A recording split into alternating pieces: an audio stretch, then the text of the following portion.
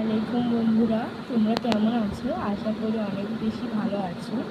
তো আজকে তোমাদের আমি একটা গল্প বলব। সেই গল্পটা শোনার আগে তোমরা আগে লাইক এবং সাবস্ক্রাইব করেছো? করেছো? আচ্ছা, না করলে কিন্তু ঢিসুম মারবো। আচ্ছা, সেই গল্পটার নাম কি জানো? লিচু চোর। গল্পটা আমি এখন বলা শুরু করি।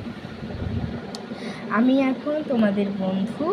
তোমরা আমাকে এখন জিজ্ঞাসা করবে যে তোর হাত ভাঙলো কীভাবে, এটা জিজ্ঞাসা করবে। ওকে, জিজ্ঞাসা করবে কিন্তু। আচ্ছা, এবার আমি বলি।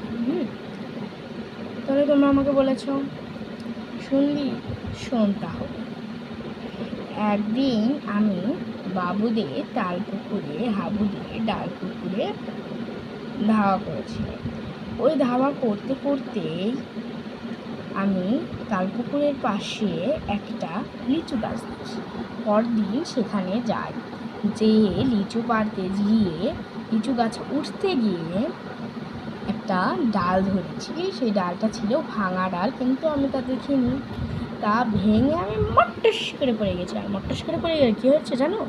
কান্না করেছি, আজ ভেঙে গেছে সেই জন্য। তো তোমরা কোন সময় গাছ উঠবে না বৃষ্টির দিনে।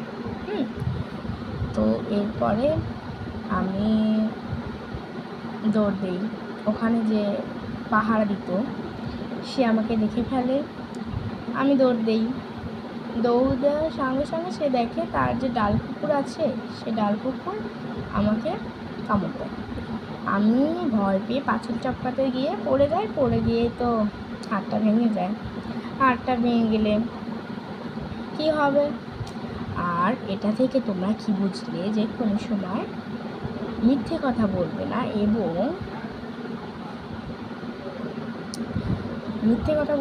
এবং কোনো কিছু চুরি করবে না। চুরি করা মহাপাপ, মিথ্যা কথা বলাও মহাপাপ। কেন বললাম যে হলো মিথ্যা কথা বলবে না, সেটা অন্য ব্লগে বলবো। আসসালামু আলাইকুম। Like subscribe.